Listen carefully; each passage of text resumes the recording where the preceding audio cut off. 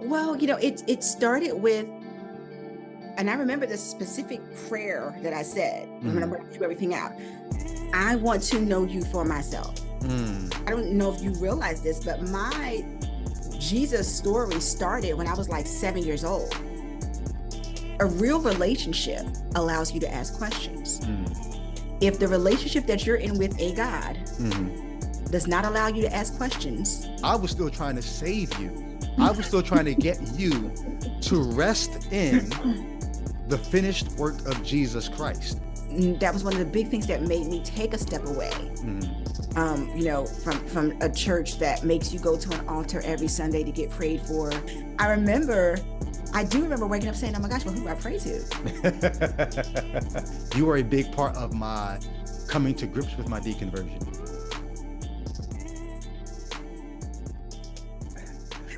Well, welcome to Life After Faith. I have a special guest today, and you can probably already tell from the names on the screen that there is a relation going on. This is my older sister, Ty Goodwin. Welcome to Ichabod. I am so excited for this conversation, and I hope people thought that I was your sister and not your mom, because then I would be like, but okay. They could have thought you were my daughter. You look young and I got all the gray hair. They could have thought all kinds of things. That's true. That's Yeah. true. But yeah, so this is my much older sister. No. I just caught up to you, by the way. I don't think you wished me happy birthday. I did wish you happy birthday. Oh, in the group text. No, I sent you a message privately. I didn't get that. You I got responded. Did I? Oh, okay. I mean, I got too many then. Sorry. All right, you're off the hook. No, I've been looking forward to this conversation too, because there's a lot. There's a whole lot to talk about here. Um, I don't even know where to begin, but just to put it out there, you were at one time a Bible believing person and a Jesus worshiper, a Jesus follower, and a winner of other people to Jesus as the master. Mm-hmm. And you are no longer. Nope. How long have you ceased to be a Jesus worshiper, Bible believing Mm. follower? I would say it's been officially about 5 or 6 years that Okay. I officially dethroned that book. Okay. But it's been longer. Even like, I guess 20, it was a 20 years ago. mm, Actually, 22 years ago was the first time I threw out all of my Bibles, mm. 22 years ago. because Shayna, my daughter, had not been born yet. That's how Okay. I know it was that long ago. Wow, she's 22. My gosh. She's Okay. 21. She's 21. Okay. 21, but it was before I was even pregnant with her. Okay. And I threw out all of my Bibles. I threw out my big old concordance, Mm. all the books and tapes. I threw everything out. Wow. Just hearing you say concordance for some reason made me think of Nana. I don't know why. There's a memory there. Yeah. Um, so you threw out the Bibles 22 years ago. You Mhm. officially became an unbeliever 5 or 6 years ago. Yeah. So you're talking about a good 16 years between throwing out Bibles and full unbelief. Yeah. What took so long? Well, should we get there? Should we jump right to it? I mean, we Uh, can. well, what was that time like? That 16 years. Well, it started with, and I remember the specific prayer that I said when I'm Mm, going to do everything out. I want to know you for myself. mm, Because all the stuff that all these other people are talking about is not working. It doesn't make sense. So how about we just start over? mm.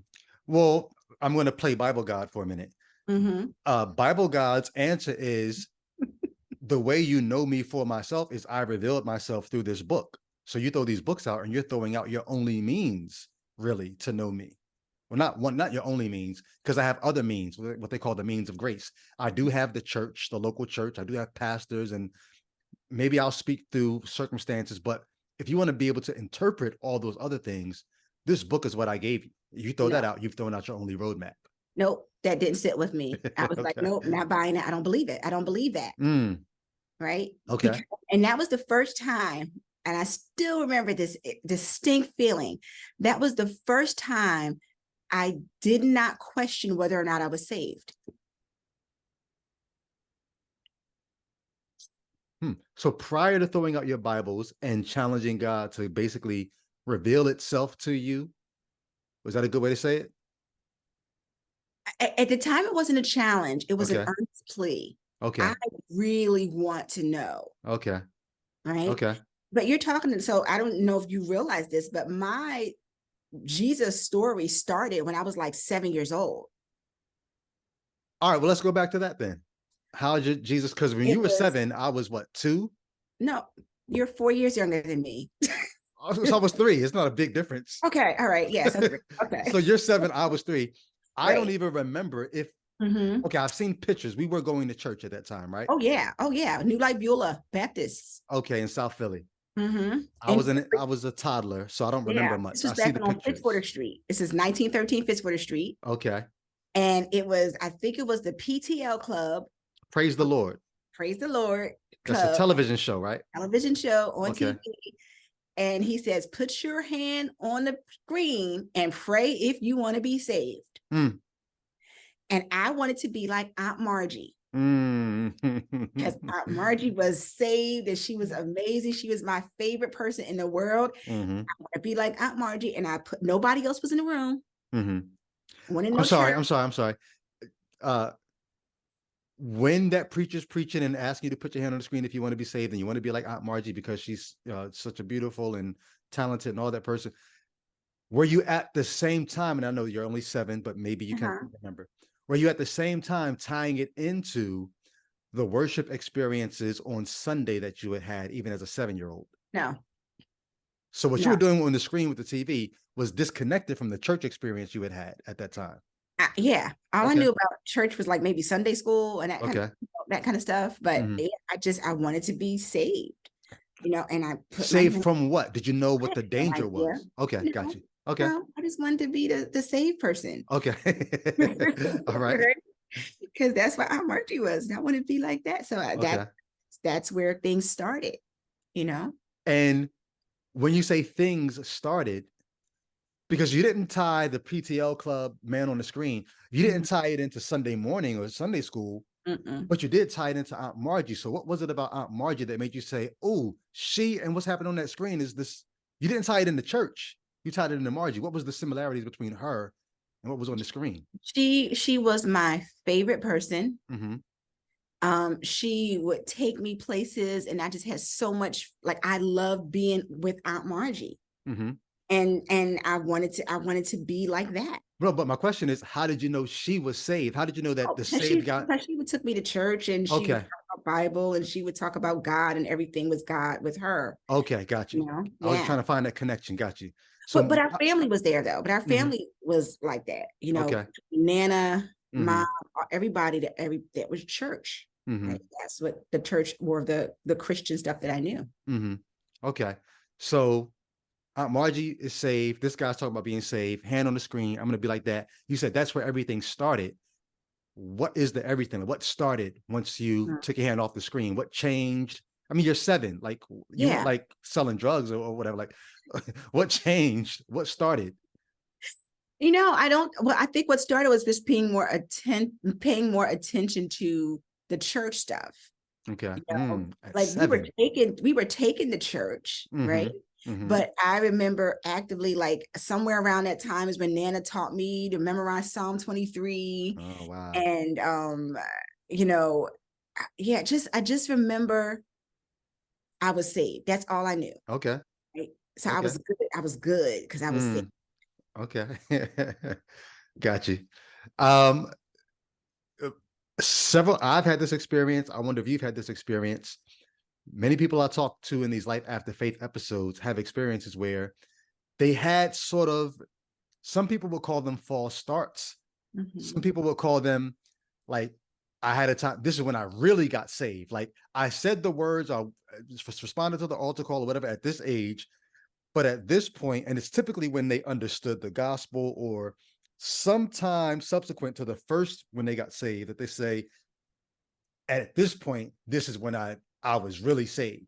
Did you have a moment where you felt like, okay, something happened when I was 7, but at this point, then it was really on? Or was it just a continual, just a snowball effect of what started at 7 just continued to grow? I think it was a snowball effect, but Okay.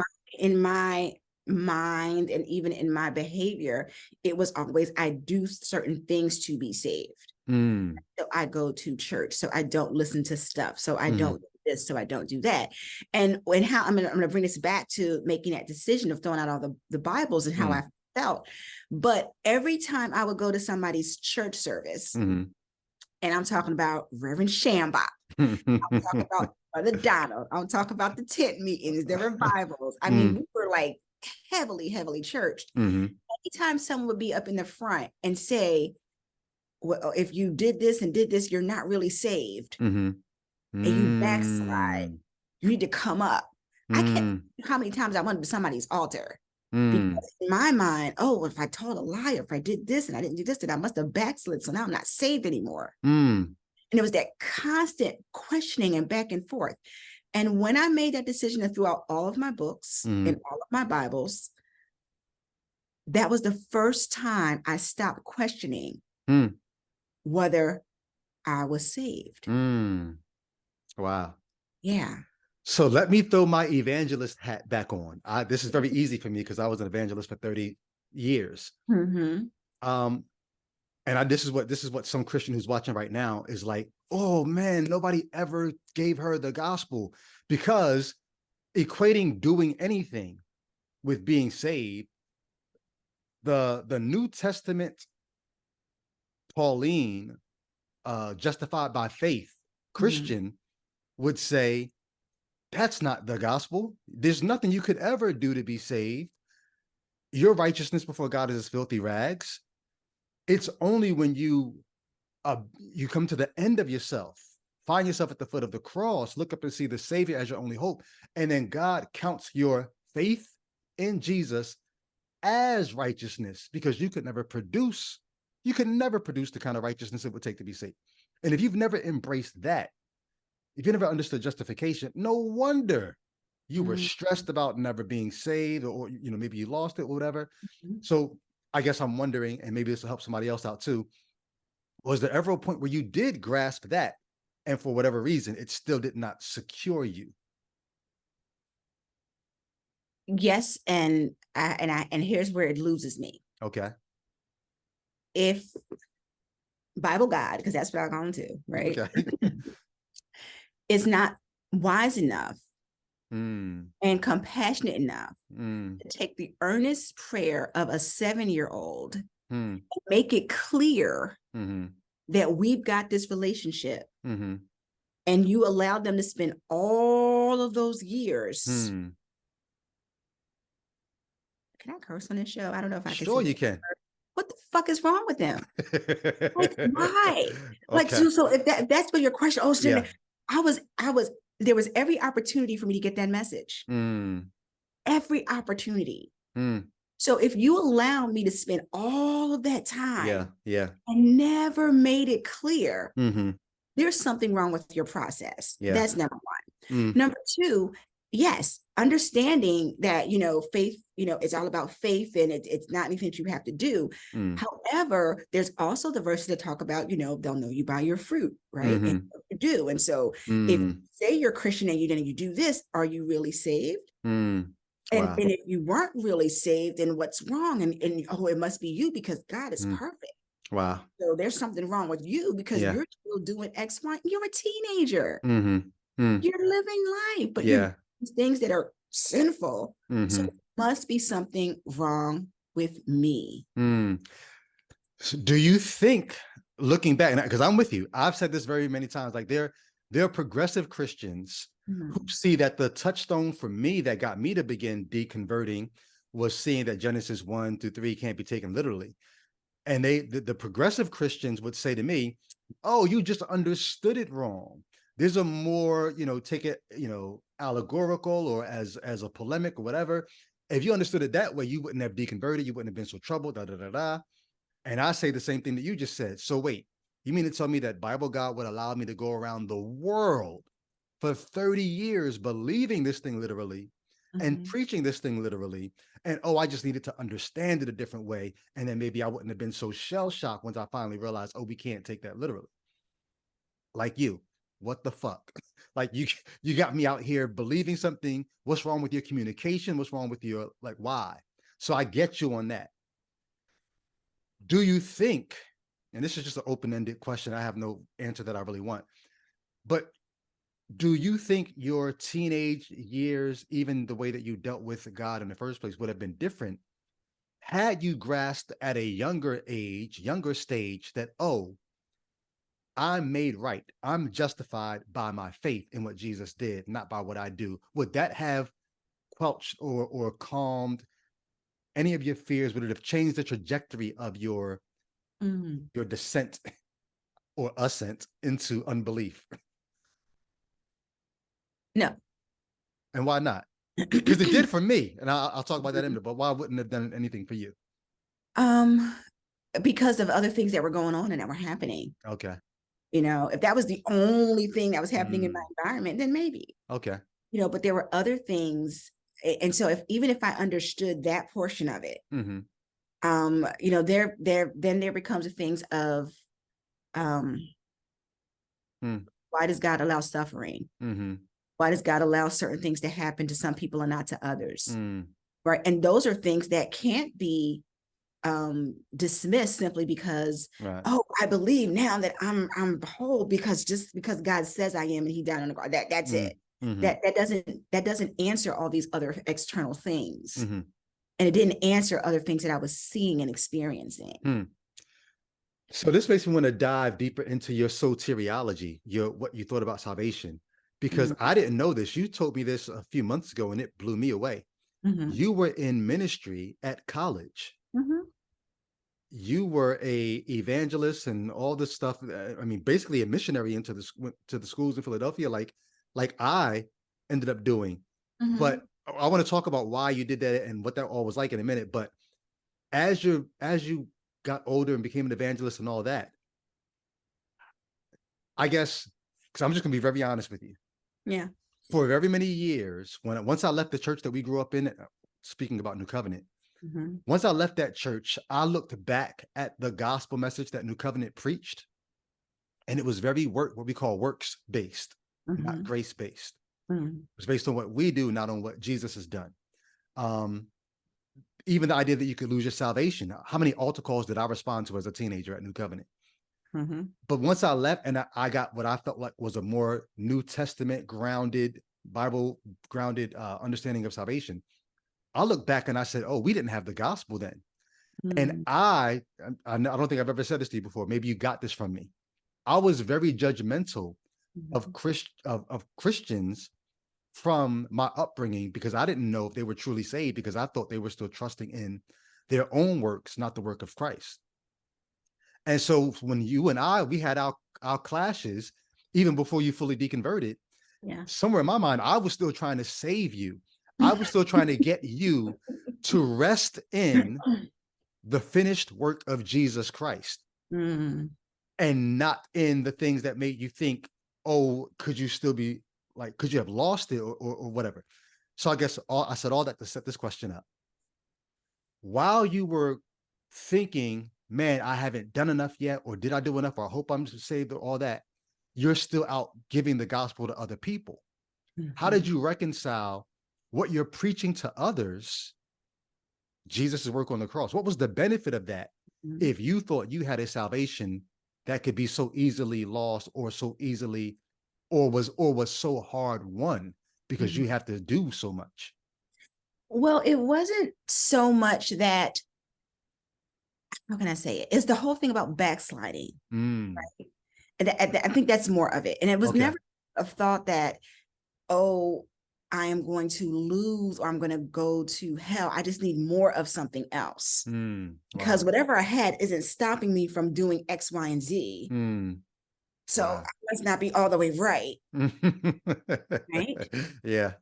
But I still want other people to come to this party right, with me. Yeah. Well, and I still like, yeah, I mean, church, I mean, it was crazy, Brady, when I Mm. think about it now, you know, and it's funny you said you were praying for me because when I was in college, I would be Mm. praying for mom, right? Wow. Because of, she's not doing this and she's not doing this, and I'm Mm. afraid, you Mm. know, and so I'm praying for another person who's a Christian because they're not Christian enough. Mm. All right. So it's all kind of weird stuff. But when I And was it's in not like, college, for those literally, watching, it's not like mom was wilding out. She was in church 4 times a week. You know, she was, but for you, it was like, no, she's not doing enough. right. Wow. Okay. Exactly. Mm. And it wasn't so, and I don't know if it's like doing enough, but Mm. there wasn't growth. Oh, got you. Right. Got you. So now Mm. you're saved, but how do you grow? Right. Because Mm. we're all about growth and all this. But, you know, in college, I was in college for 5 years, not because I was slow, but because it was the program that I was in. Um, and I went to one party my entire time Mm. when I was there. My Mm. schedule was Sunday was church. Sometimes it was twice on Sundays because they had Mm. afternoon service. Mm. Um, Tuesday was like Bible study. Wednesday was like, no, Tuesday was like choir rehearsal. Mm. Wednesday was for church. Wednesday was Bible study. Mm. Thursday was Drexel's Black choir rehearsal, and then a White Christian fellowship. Literally, they changed the time of the White Christian fellowship on Drexel's campus so that the Black kids who went to gospel choir Mm. could go. So 7 o'clock was choir rehearsal, 9 o'clock was the Drexel Christian Fellowship, the white Mm. people. Friday was Disciples Indeed, the Black Christian Fellowship. Saturday was worship rehearsal. That was my schedule in college, Wait, did you just go through every single day of the week? except for Monday. Wow. Yeah, that's how deep I was. Okay. That's how deep I was. And I was on the worship team at church. I was leader of the singles ministry at one point at church. I was on Drexel's gospel choir. I was an officer on the gospel choir. And I was why in, were you doing all that? first of all, I'm an overachiever. So Okay. whatever I'm going to do, I'm always going to do. But I really, when I'm in, Mm. you know, So you and weren't trying to earn no, God's favor or something like that, or no, okay. no, this is what we do, right? Mm. We want other people. And so this is what we do. This is how we live. This is how we are to be. Now, but Mm. when I really take a look back at it though, what I really understand now is that I was afraid. Of what? I didn't have any other context for how to live. Mm. Mm. Right? I haven't had Wow. a contact. So if I want to, you know, I was the first generation college kid. Mm-hmm. I don't know how to behave in college. I don't know Mm-hmm. how to do any of this stuff. Mm. I know how to do church. Mm. So that's how I'm going to get through So this. you constructed an artificial world for your own safety, basically. Pretty And you much. lived in that world, Pretty a much. Christian bubble, as it were. Okay. Oh yeah, but it was crazy. I ended relationships. I broke up with people. You know, if they weren't saved enough, and I didn't want to Mm. be unequally yoked. I mean, it was crazy. It was crazy. Mm. But I lived that way for a really, really long time. Okay. And you, I don't know if I knew this until a few months ago when you told me this. What did you go to college for? What did you graduate with a degree in? And why? Um, I went to college. Well, there's other pieces of that story too. I don't know if Okay. I ever shared with you, but I ended up going to college for fashion design. Mm-hmm. I wanted to be a broadcast journalist. Mm. And I had done all the research and everything, and I'm, you know, took everything into my guidance counselor. Mm. I wanted to go to Syracuse, Boston University, all these places. Mm. She was like, I think you're reaching above yourself. You need to find something more on your level. Wow. I didn't want to apply to college after that. Wow. Black woman or white woman or White woman. yikes. You're Yeah. reaching above yourself? And then wait, and then you know the school I went Wait, to. this was at Masterman? It was at The Masterman. top academic school in the city of Philadelphia. So it's not like At you're a that time, slouch. listen, at that time it was the country. It was the number one public school in the Mm. country. I was the only Black girl in my graduating class. Wow.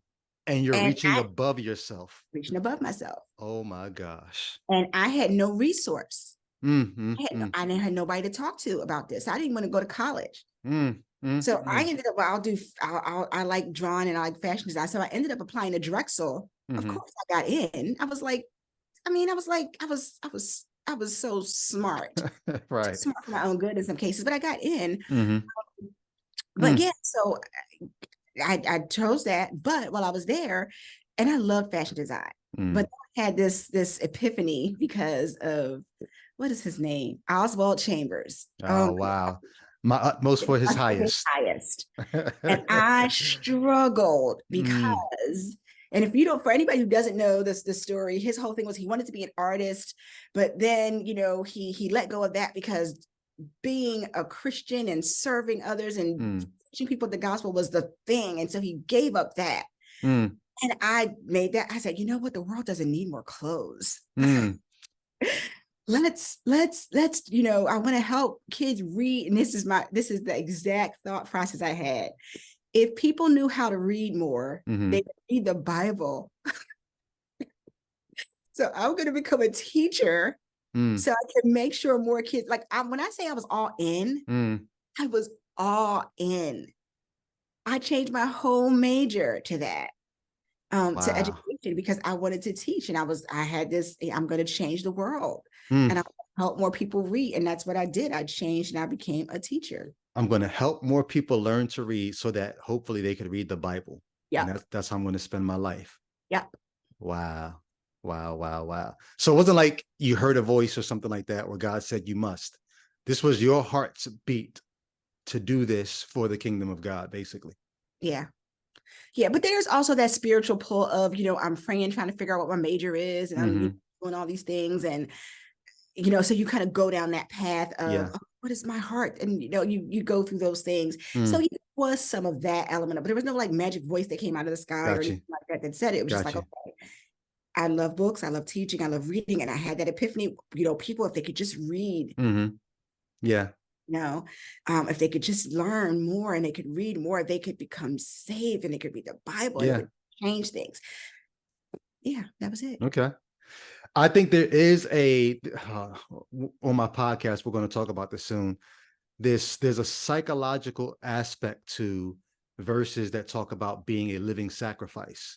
And so as Christians, we sort of took a sort of a humble pride in dying to self and doing things that I didn't naturally. I've had people, some of my former professors, who married women that they were not attracted to because they felt like it was the godly thing to do. And there's this, like I said, this humble pride in, I'm going to take this L. I'm going to take this one for the team, basically. Well, we're taught that my ways are higher than your ways, right? So if there's something that I want, and I struggled with that for a long time. If I really want something, right? Yeah.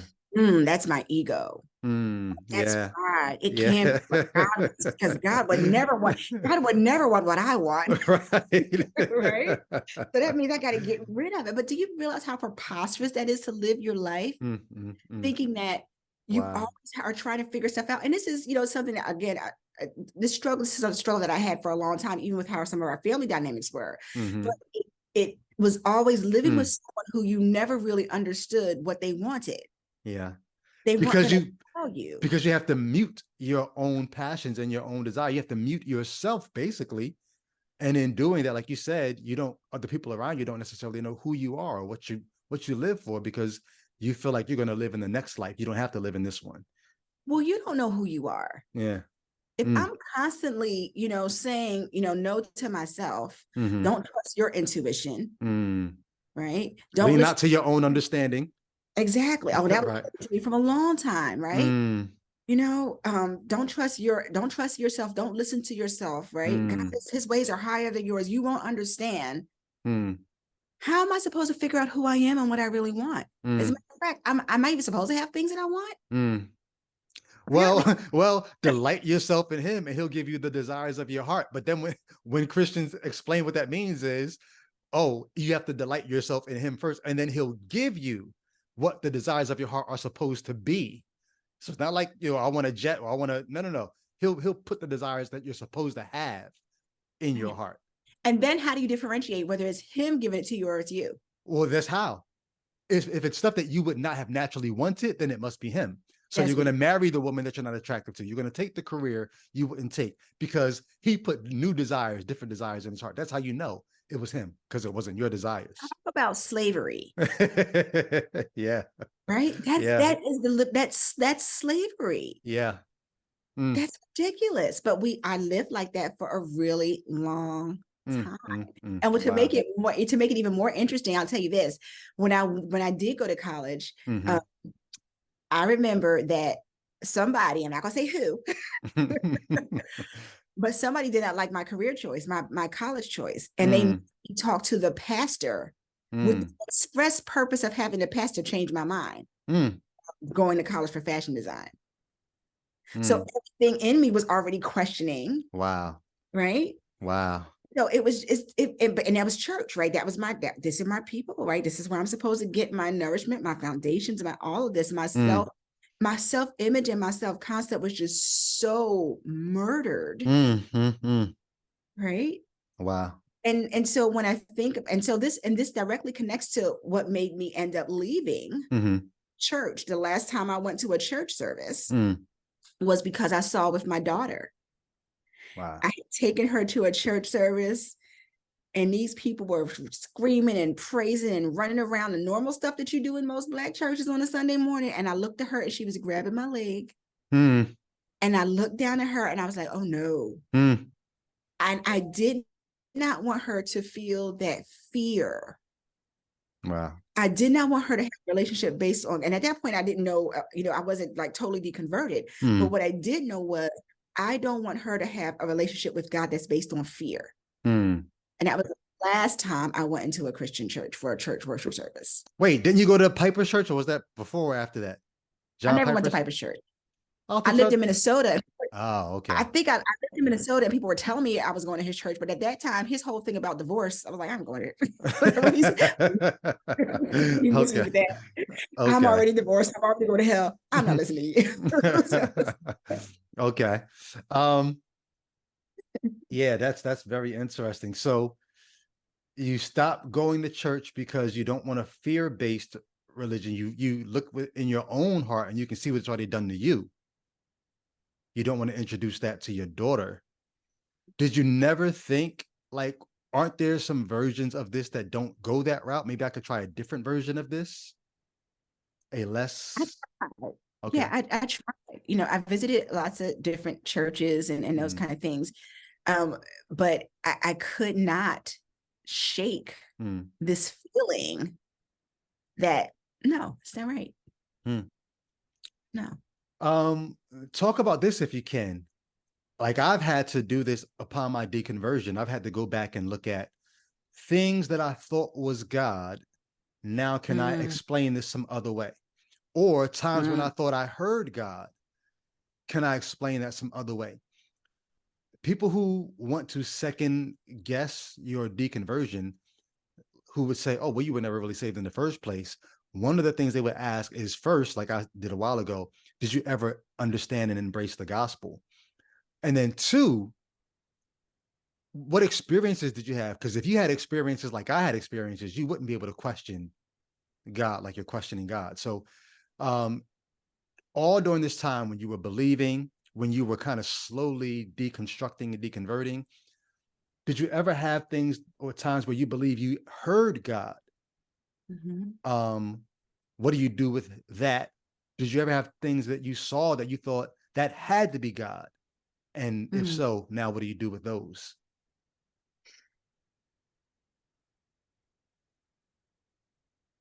I do believe there are times when I thought I heard God, in saying you should do something or you should not do something.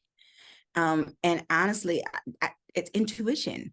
Okay. I think there's a lot of things in us that knows, because there are other people that are not Christians that have the same unction. Good.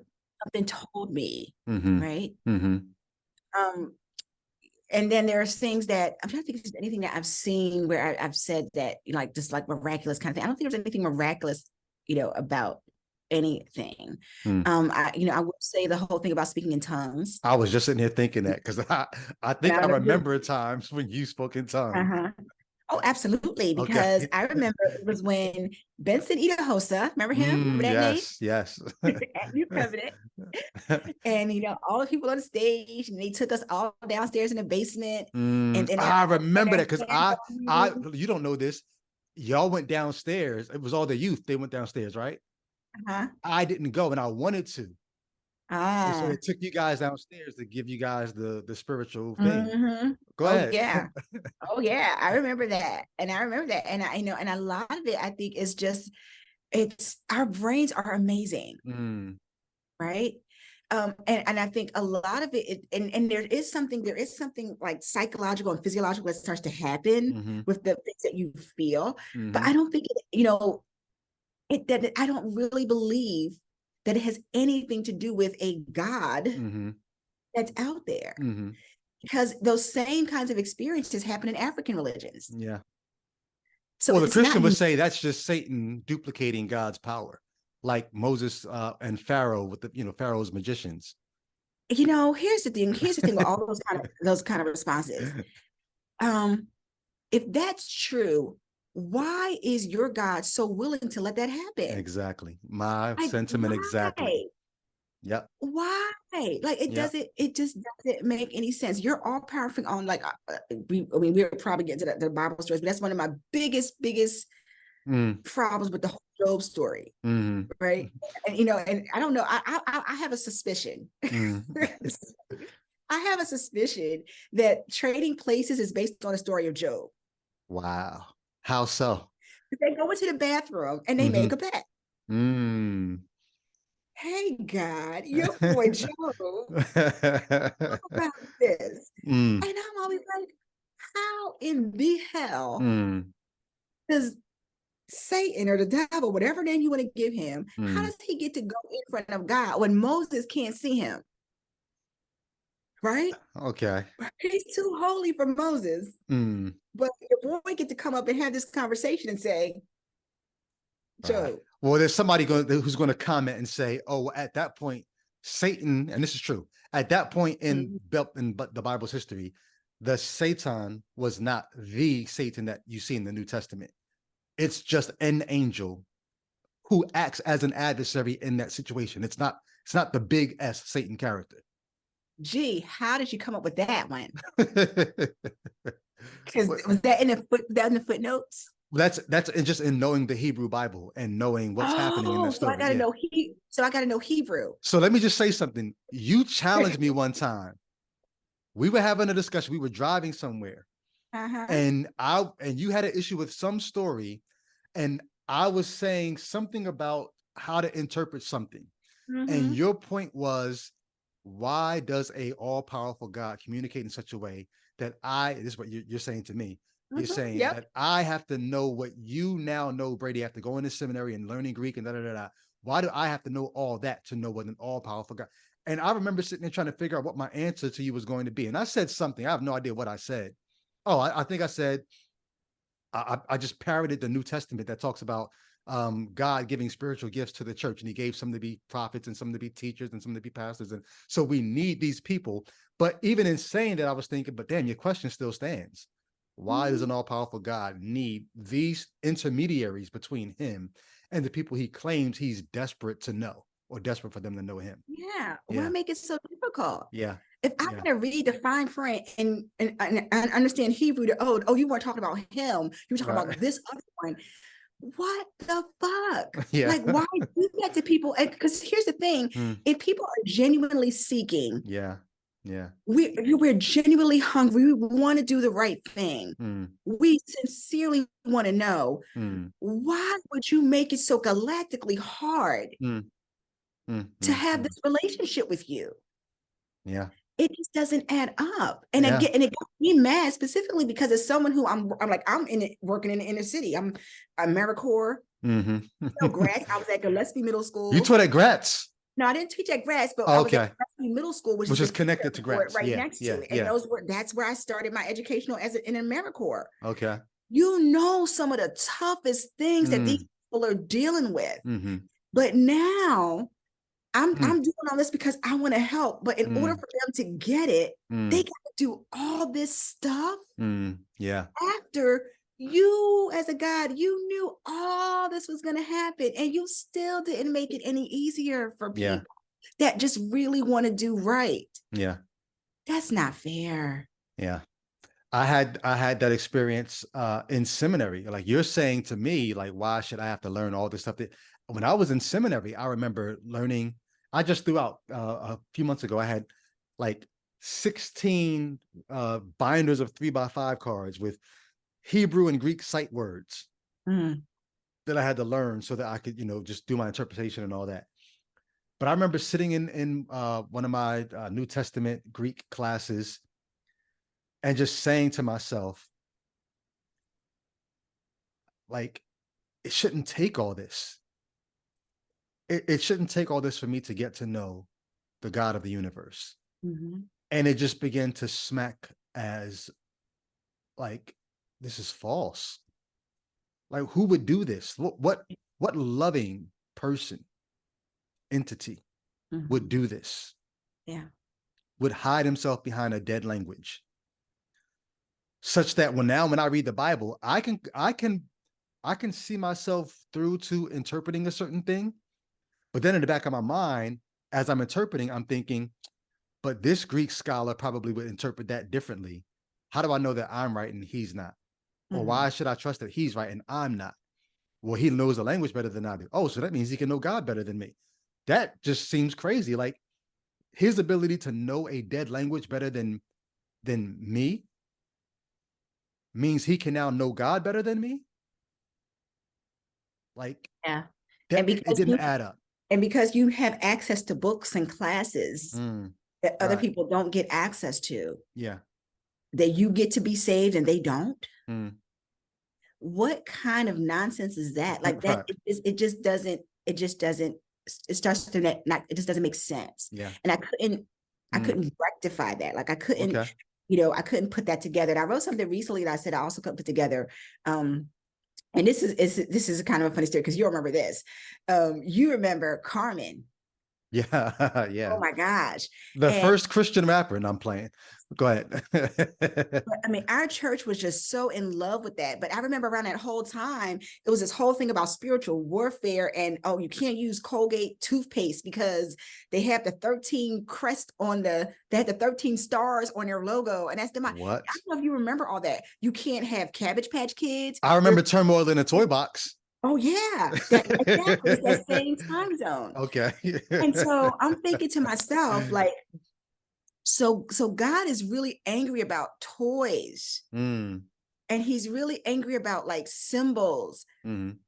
But all the leaders in his church that have been doing dirty to like kids and women, he's going to sit there and watch that. I'm going to tell you can't have a Cabbage Patch Kid. You're trying to, I'm sitting here trying to wave, and those are all the kinds of things that stuff just started. Yeah. I start thinking about when it comes to what really it's man-made. Yeah. And you start seeing signs. Hey, wait a minute. Hey, wait a minute. Wait a minute. That doesn't, Yeah. it doesn't add up. It doesn't make sense. And so I started, well, in my story with this whole like letting go, I stopped going to church. I started looking at other texts and I started reading other things. I ended up going to a Zen service. Okay. And I will tell you, I was so scared. Because you still thought Bible God might strike you for doing something like that? Yes. Okay. Right. And I went in there and this is an audible, like an internal audible thing. Once I sat in there, I had this audible sense that said, you are welcome. And it was so peaceful and tranquil. And I was like, oh, wow. I was literally expecting like the roof to like fly off the place or something like that. And I was like, okay. And then that just kept me moving in this journey. Wow. Like, okay, let me explore some other things. What do you think that was? I honestly think that was my inner knowing. I'm not going to attribute to a God because I guess I believe in there's something that's divine. Okay. Would you I attribute it to the universe having a way about itself that you connected with, or do you really think it was just a very internal thing? I think it might have been a little bit of both, Okay. honestly. Because I think it's all connected. I think we're Okay. all connected. I really think we're connected to something divine. Mm. Um, and I really do think that we have more inner knowing than we realize Mm. about a lot of things.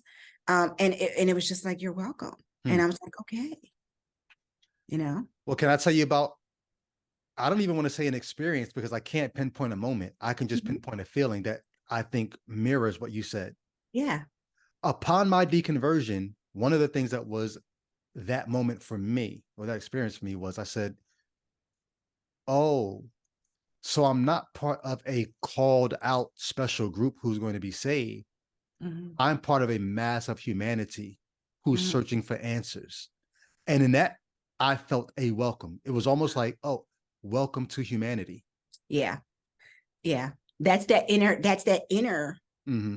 knowing. I think, like I said, I think there's a lot of stuff in us um, that we kind of overlook, Mm. and that we've been taught to overlook. We've been Mm. taught to, it's not God, it's Satan, and Yeah. yeah. So was there a moment for you, or was it just like the reverse of your, like you said, it all snowballed into you getting more and more concerned about spiritual things, your deconversion, was it a moment, or was it more of a snowball back down the hill? Not to make this up and down thing Yeah, more, but I think it was an evolution. mm-hmm. And here's what's really funny. I remember every time in church they would say, I think I might have told you this before, but every time in church they would read that scripture about how, what is the scripture about how there are people that will be fall away or something like that? Mm-hmm. I'm like, oh, This will happen until there's the great falling away. That happens first. yeah, I think Yeah. that's the scripture that it was. And I Mm-hmm. would be like, oh, that's me. Mm. Oh, you did tell me that. You always, whenever you heard those scriptures, you thought that would be Yeah. you, even as a kid. Yeah, Mm. absolutely.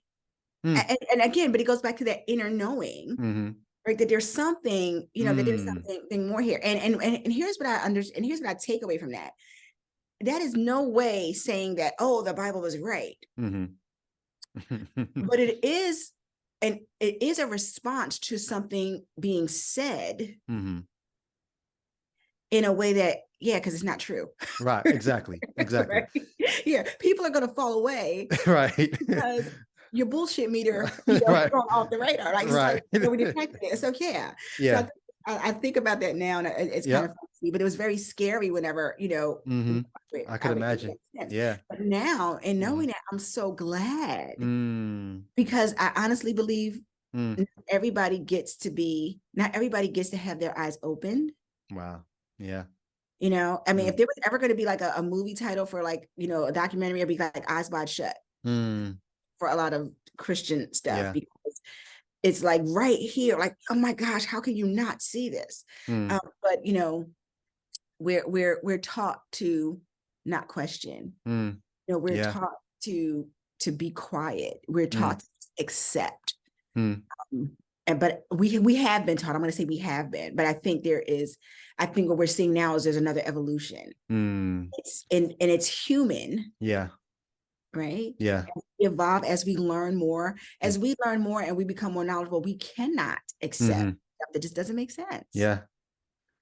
To me, it's summed up in what you said a minute ago, that, hey, wait a minute. Like, part of the reason why I do what I do, as a Christian, you woke up and you had devotions in the morning. Well, I wake up and I have undevotionals now. So I post on Facebook almost every day because it's therapeutic for me just to unthink some of my former Christian thoughts. But part of the reason why I also do it is because I just cannot wait to see other people have that, hey, wait a minute moment. Mm. I love seeing people just, even as a Christian, I've always been the person that liked to see people have epiphanies. Yeah. You get it. So like, even now when I'm talking to you about the gospel that I hope you didn't miss, because I like for you to even still have the epiphany of, oh, justification by grace. That's what Paul was talking about. That's a great epiphany. That's what his message was. It's not true, but it's a great thing to just say, oh, that's what he meant. Cool. Uh-huh. He introduced a evolution to religion, to the Judeo / now Christian religion. His contribution was justification by faith. I think very many people miss that. I don't want people to miss that, because they may hear it one day and say, oh, dag, I never understood that. I'm back in. I want you to know that, wrestle with it, see the beauty of it, and then see the bullshit of it, and then move on. But I still want people to have those epiphanies. But I want people to also have the epiphany of, like you said, hey, wait a minute, this don't add up. An all-powerful God wants me to learn Greek just to know him? Like, no, I don't have to do that. I live for that. That's just who I am. Yeah. Well, we're teachers, you know, I'm a teacher, and I love when people get that light bulb moment. Now, I think for me right now, the moment that I'm experiencing is anger. You know, I want people to be more angry about this. And I think that's another way to get to that light bulb moment. Okay. And why? Anger, why? Why am I angry this week? actually, I'm being really transparent. I'm actually practicing being angry because we're not taught that, and this we're allowed to. Exactly. Yeah. Well, here's the thing that I've been really angry about, and been practicing being angry about, in a healthy way, is about sexual abuse in the church. I'm just gonna go there. Right. That's a thing that's been not as much talked about, especially in the Black church, and those kind of things have been other places. But here's the thing, is that we don't get angry about it. And so if something happens to a young girl in the church, and I've been taking a look at IBF, and I don't know if you remember about independent Baptist, Bill Goddard, that whole. I remember the name. I don't remember much about the. So you don't remember, I think you might've been too young to remember this, but our family was very much, you remember those red binders, the seminary binders, the red binders that mom used to have. And there we spent like a whole week in their like classroom. Okay. I'm talking about 8 hours a day. Basic Christian foundations or something like that. These red binders, and we went there and spent a whole week. And I didn't realize it then. But actually, I'm watching these documentaries now. Oh, yeah. Holy crap. And so, and even having some of the experience with that kind of abuse myself, nobody got angry. Nobody got angry. And even when you look in the Bible, this is another thing in the Bible stories, if you take it literally, my biggest moment with that is with David and Tabitha. Okay. And Absalom. And David's response, is it my poor daughter? And for those of you if you're catching up on that story, Absalom rapes his sister. And David's like, my poor son. What the fuck? What the fuck? No, nobody was angry for that. I have never heard a pastor ever. And if there is one, great, fantastic. But I have never heard a pastor talk about the anger as a parent, as a father, about the fact that your daughter was assaulted. Never heard that in the church. And when we look at where things are now, with a lot of women that are coming up and growing up, and a lot of the stories from those churches, like the IBF stories, and a lot of the abuse and things that happen there, where's the anger? Yeah. It's not there. Well, there's somebody who's watching saying, well, the Bible does permit anger. Right? There's a verse that says, be angry and do not sin. Right. So, but you got to think about what that actually does. The do not sin, like, it's partially an attempt to rein in your response to the thing that you're angry about. And so in an effort to not sin, we're sinners, right? According to the Bible. So what you end up doing is saying, well, damn, in order to not sin, being a sinner, the best I could really do is just try to not be angry in the first place, because if I am angry, I'm probably going to sin. So you end up taking your emotions and squashing them down to the point where, I think I define anger. I still think I wrestle with how I define anger. I define anger as an emotional response to injustice. And what I say is it's a So like an alarm bell that Mhm. goes off that tells you something unjust has happened, or at least you perceive that something unjust has happened. But once the alarm goes off, anger's job is done. Now it's your rationality's job to get involved to figure out, how do I make it just? How do I make it right? If Mm. you act in anger, then you're probably going to do something off. Now, this idea was based off of my understanding of that scripture. Mhm. I don't know that I necessarily want to throw it out, but I am open to critiquing it now, because I am thinking like, okay, I got angry about that situation. Now, let me not act in anger. Let me figure out what I should do about it and think rationally. I think that may be a healthy way to approach it. That can be, but I question the source. Okay. So who wrote that and why? Mm-hmm. You're telling me to be angry and not sin is a great way for you to tell me to not be angry about the shit you're doing to me. Right. Just be angry. Don't do anything to me about it. Just be angry about it. But don't come at me. Yeah. I'm trying to get Yeah. revenge, because Yeah. revenge belongs to God. Yeah. Just be angry about it. Like, it Mm. makes sense. Like when you like, it doesn't Wow. make sense. And then I'm gonna flip it on the other side. Okay, so I can be angry and sin not, but then the Bible God was angry and killed a whole bunch of people. Right. That's not sin, or is it? Right. Because I'm Mm. gonna be like him. I gotta hit this. I mean, like, so which one Mm. is it? Yeah. Right? Pick it's the picking and choosing of, Mm. well, he does this when he's angry, Mm. but He's going to in hell people for eternity, depending on what passage of scripture you're looking at. oh my God. Okay, so that's him and his righteous anger. Is there no such thing as righteous indignation for the human being? So you have to wrestle through those passages. Yeah. Yeah, I choose not to. I Okay. choose to say it's all man-made. And listen, I get it. And I'm not man-making it in a way that condemns us as humans for trying to tell our story and trying to put things together. Yeah. Yeah. What I am condemning and what I am against is using those stories, those myths, and the ideologies that we were capable of at that time Yeah. to try and dictate How we're who going to we should live. be and how we should live, Yeah. Yeah. and try to dictate what's going to happen to you in the future. Yeah. It, Yeah. yeah, because that can't work. It doesn't work anymore. And that's why I said recently on my Facebook page, I think one of our goals should be to give ourselves modern motivations for making our world better. They had their motivations in 1500 BC or 500 BC, or they had their motivations for, here's how we're going to get ourselves to quote unquote not sin. We're going to do this. We're going to do that. What modern motivations can we give ourselves? And I don't think that we are powerless or resourceless to do that. I think we have more resources now to do that, but we're still acting like all we have is those old ancient ones. Agreed. Yeah. We've evolved. Yeah. It only makes sense that our understanding of spirituality, of Morality. that stuff, Yeah. exactly, would evolve as well. Yeah. And it doesn't mean that. And I think sometimes we think that we have to have the right answer right now. I'm under the conclusion that for a lot of things, there's never going to be a right answer, because things are always changing. How about that? And How it's about okay. that? That's the human experience. We're not here to get it right. Yeah.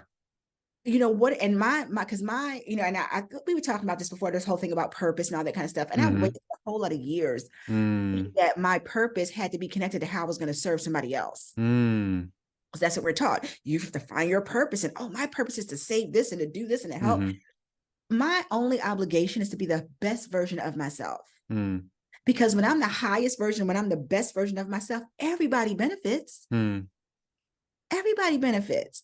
So if I make that what my purpose is, if you make that what your purpose is, just think of how much better the world would be. Right. Instead of, my purpose is to serve blah, blah, blah, and to get people to do X, Y, and Z. You cannot control other people. That is not your job. Wow.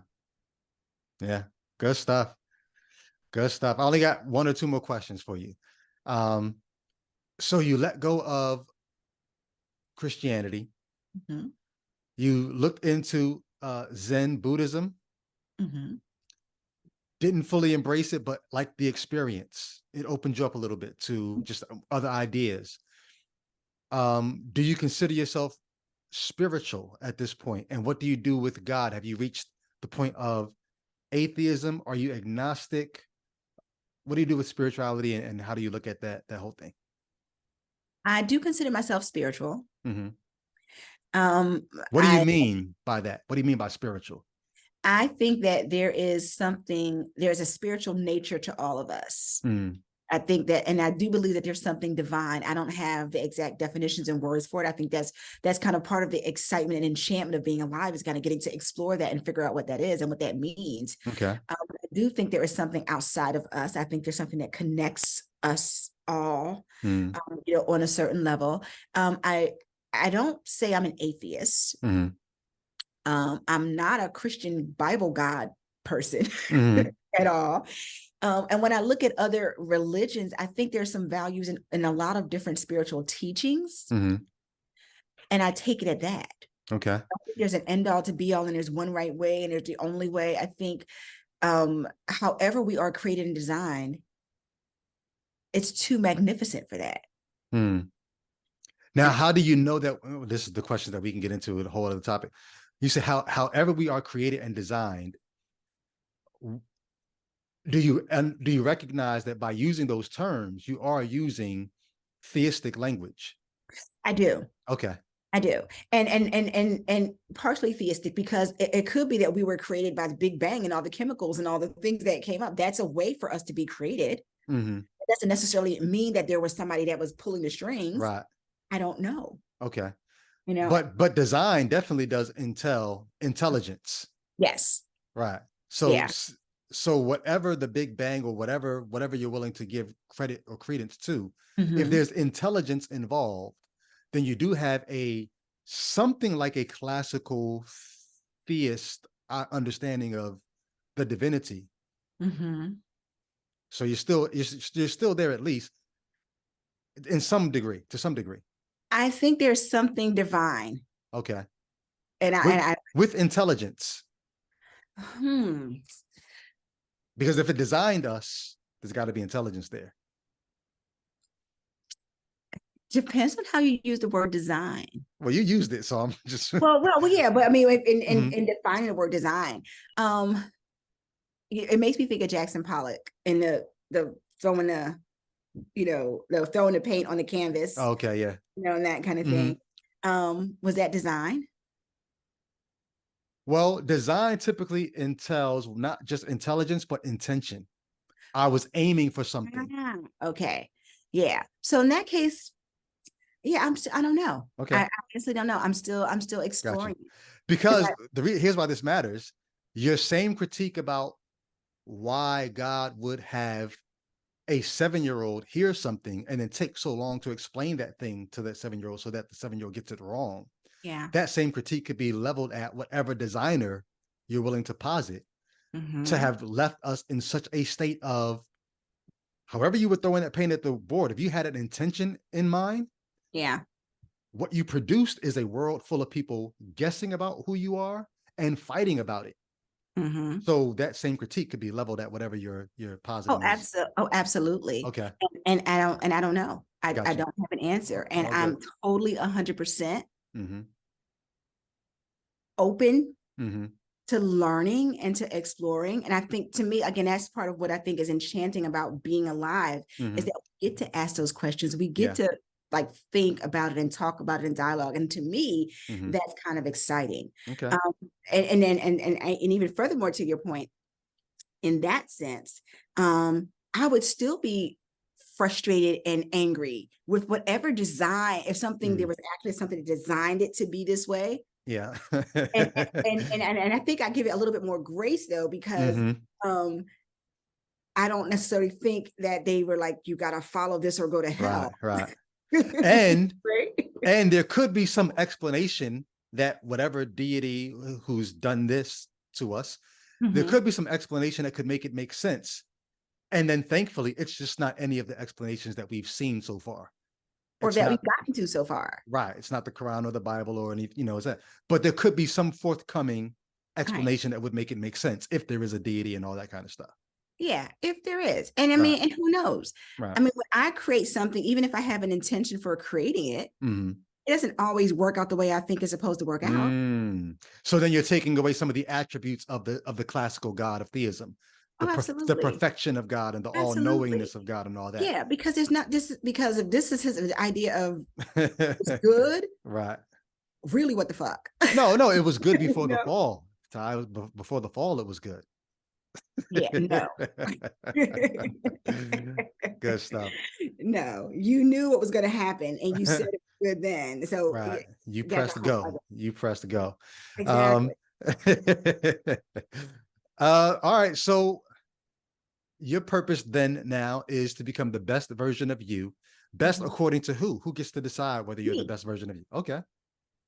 I get to, we get to decide who we want to be and how we want to live. Mm, Um, and I think that's one of the, that was one of the big things, mm, um, that that was one of the big things that made me take a step away, mm, from a church that makes you go to an altar every Sunday to get prayed for. mm, And then next week, you're going to be back with the same problems. mm, Next week, you're going to be back with the same problems, mm, same prayers. mm, And I'm like, serious. And that was the thing that made me say, I need to know you for myself. Because this is like, mm. seriously, Yeah. if I see these same women come up back to this altar one more Sunday about Mm, this issue, no, let's take accountability and ownership. mm.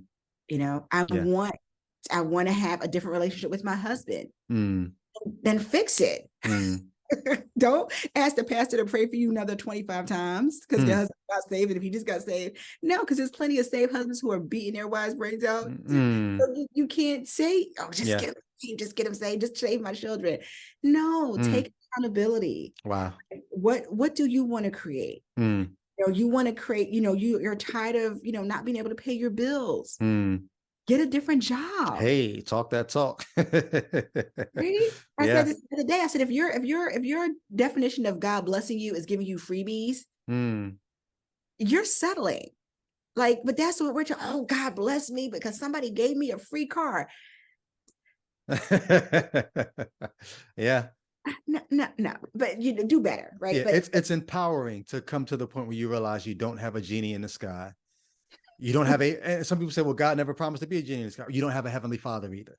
Um, you don't have a deadbeat dad in the sky either. So, there's that relief. yeah. But when I got to the realization of, oh, it's on me, Mm-hmm. then I had to figure out how resourceful I could be. Yeah. How, like, I had to rely on myself. I had to bless myself.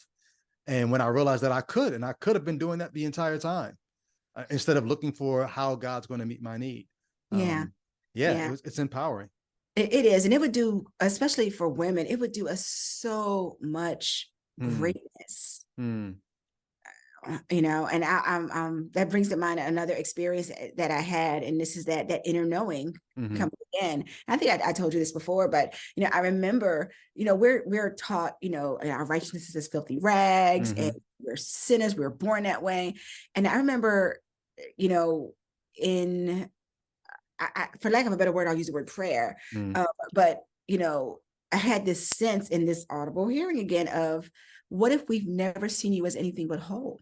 mm, And talk about breaking down, mm. because, and I thought about, and not just for me, but I Now, thought wait, about, who's saying that? that was just an internal thing that Mm-hmm, when I talk about something divine that's there, mm. that's one of those experiences. I don't know what it is other than to So the say, you in that sentence is you, and the we in that sentence is just. I think there's some kind of, I think it's some kind of divine spiritual, I don't know. So I don't you know, basically you but get a I sense do know. of something saying, what if you've only been seen as whole this entire time, not Exactly. filthy rags, not Exactly. incomplete, not broke. Okay.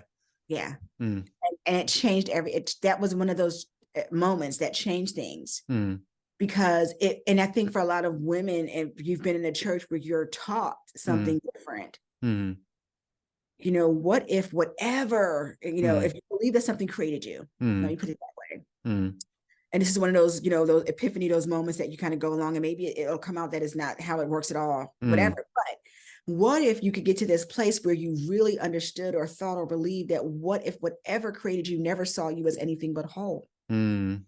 How would that change how we related to ourselves and how we Wow. related to other people? Mm, yeah. And that blew me away Mm, because oh, God doesn't, I'm filthy, I'm horrible, Mm, sinner, I'm a woman, all those things that we're mm, on because of what the Bible and what church teaches us. What if it was mm, completely different? mm, What if we've always been whole? mm, mm, mm. What if we've Yeah. always known? What if we and totally changed things Mm, for me, mm. you know?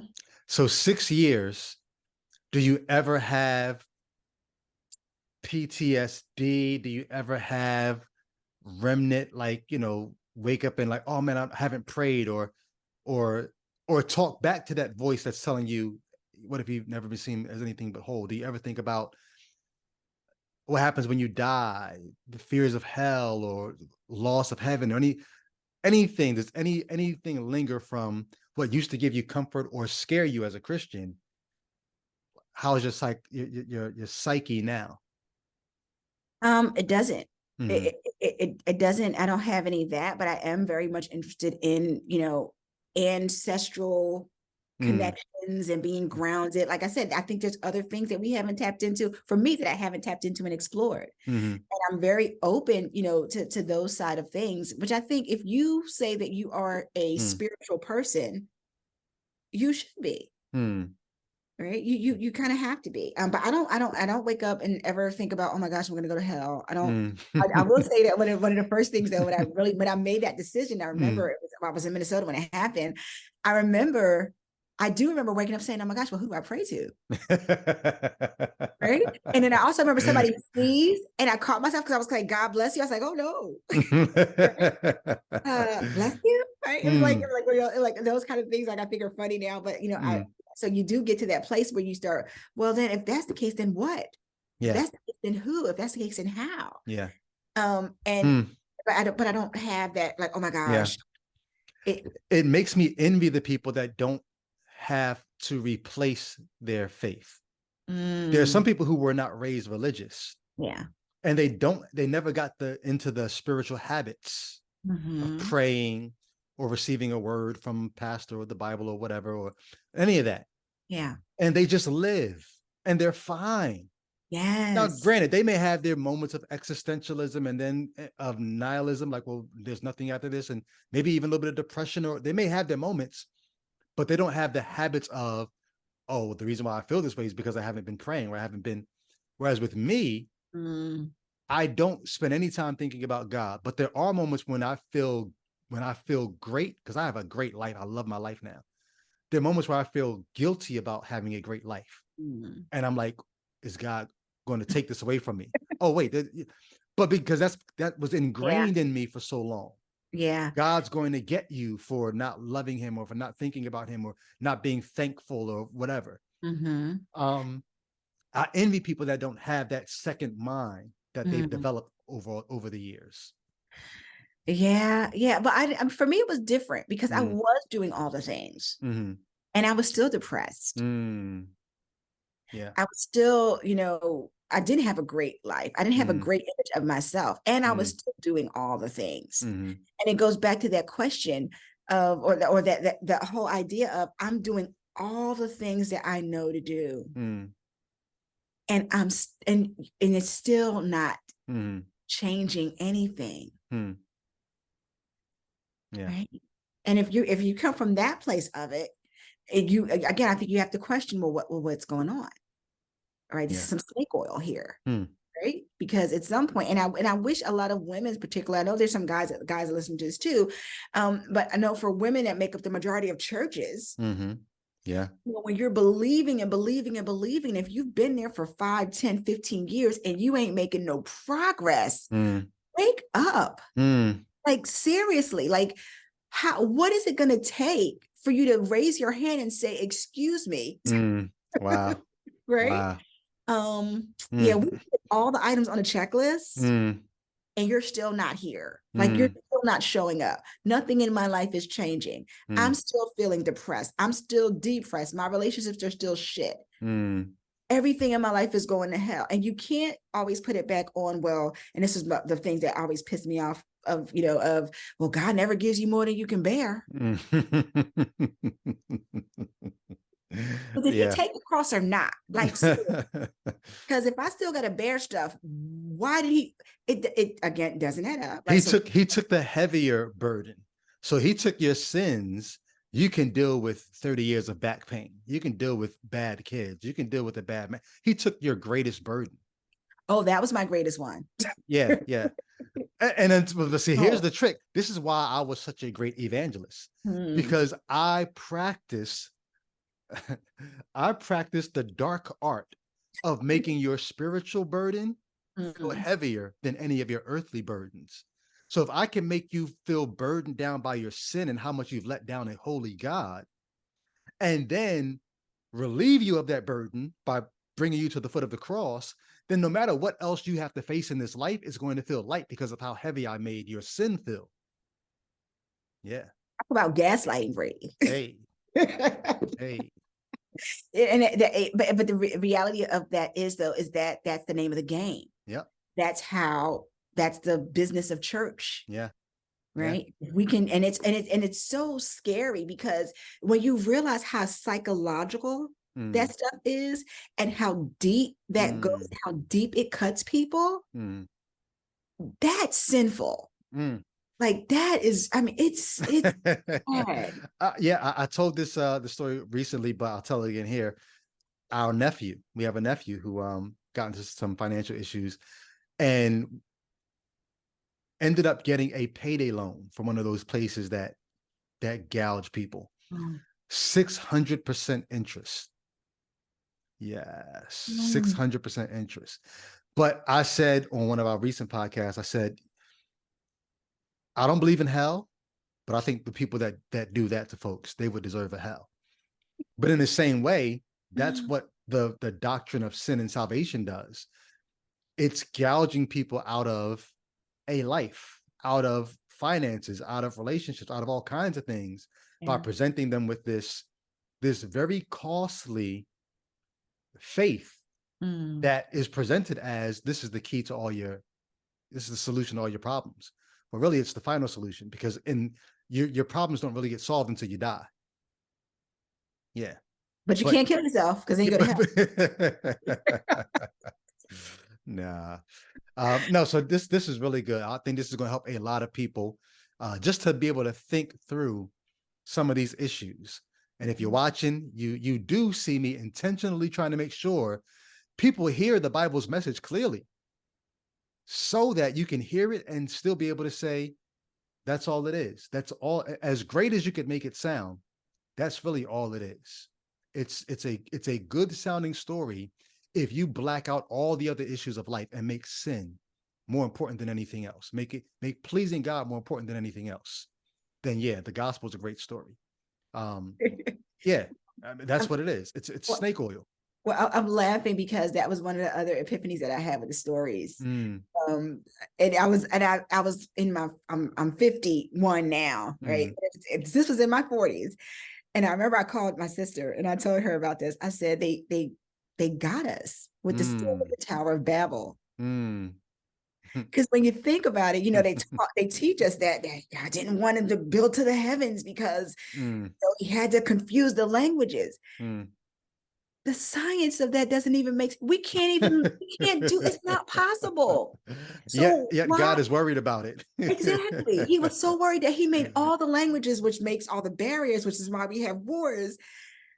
But it's not even possible. And I was 40 years old, Brady, when I realized that story totally makes no sense. There's a meme going around, and it basically says, like, God didn't want them to build a tower to the heavens so he confused the languages. And under the meme, there's a picture of satellites. like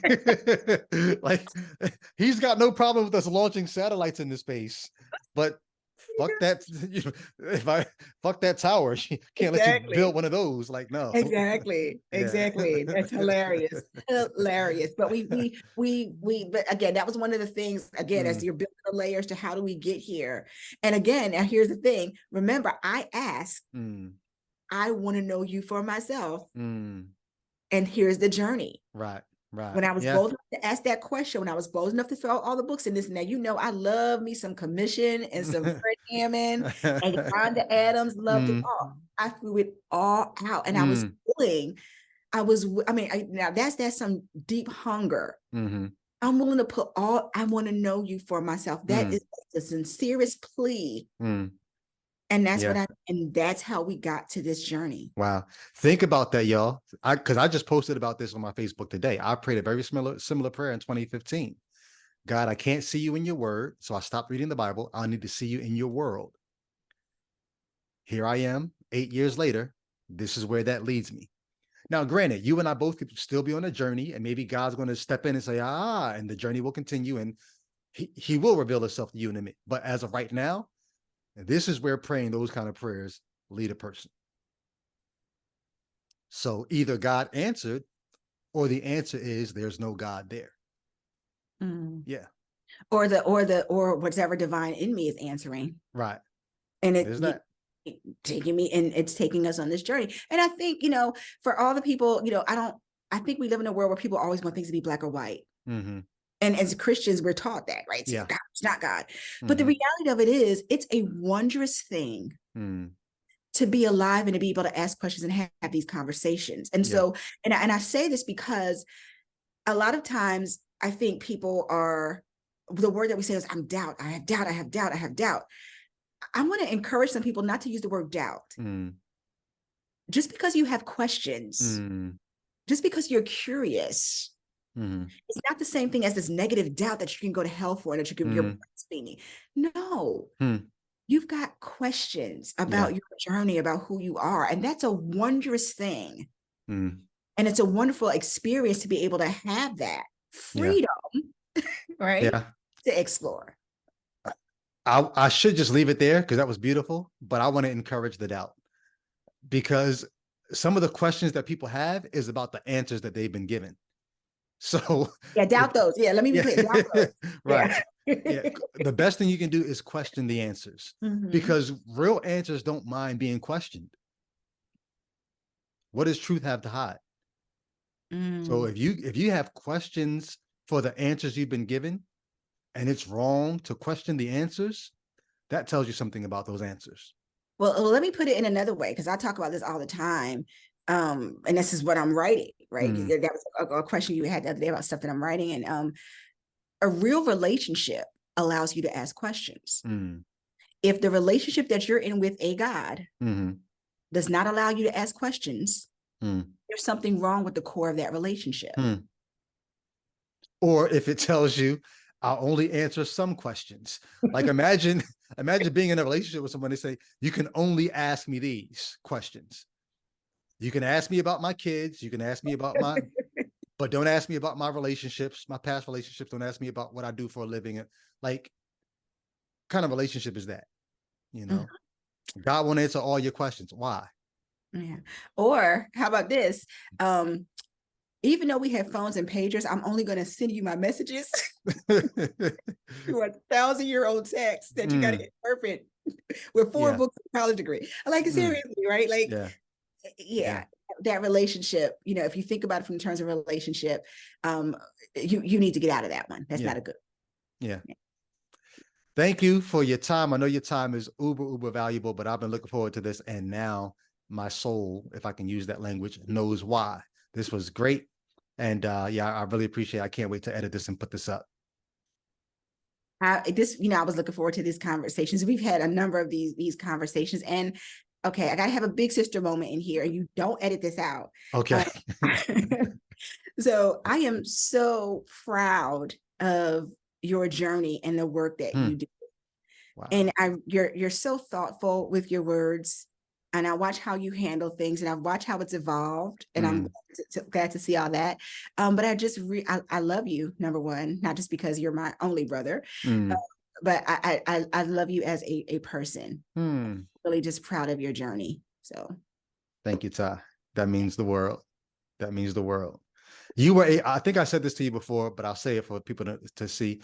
You were a big part of my coming to grips with my deconversion, because when we used to have our debates about whether or not the Bible was to be believed, I remember I got to a point where I couldn't, not that you were believing my BS when I was giving you all the theological answers, but I got to a point where I couldn't do it anymore. Like I knew I couldn't defend what I was saying. even if I could do it theologically, I couldn't do that to you as a person. I didn't want to do that to you as a person. I didn't want to. There's ways I could answer this and maybe leave you thinking, oh, well, even though I don't agree with Brady, that was a point. I didn't want to do that to you. I didn't want to give you reasons to think I might have a point. Mm. And when I noticed that I couldn't do that to you, I said, this means something. Mm. I don't have confidence in these answers anymore. And Wow. I'd feel like a piece of shit if I Mm. were to go around giving you something that would give you confidence and something that I'm losing confidence in. Wow. Well, your journey was a surprise to me, Hmm. because we've had a lot of those Yeah. conversations. Times when I didn't say certain things, Mm. and all honesty, there were times when I wanted to even write something on Facebook, Mm. but I wouldn't write it because I didn't want people that knew you Mm. to be like, well, his sister isn't a believer, so and I was censored, and I would seriously censor myself because I was Mm. conscious of that connection. I Wow. didn't want to be out there. But yeah, we would have some conversation. I know, and at one point, I know you let me in a little bit. You said, well, I was fairly playing devil's advocate with the conversation. Yeah. Because I got some genuine questions, and I don't believe in this and this. So it was very delightfully surprising. Mm. in, Yeah. in a very good way. Yeah. So. Good stuff. All right. Well, much love. And then we'll definitely talk again soon. I'll see you at the next family reunion. All right. All right. Peace.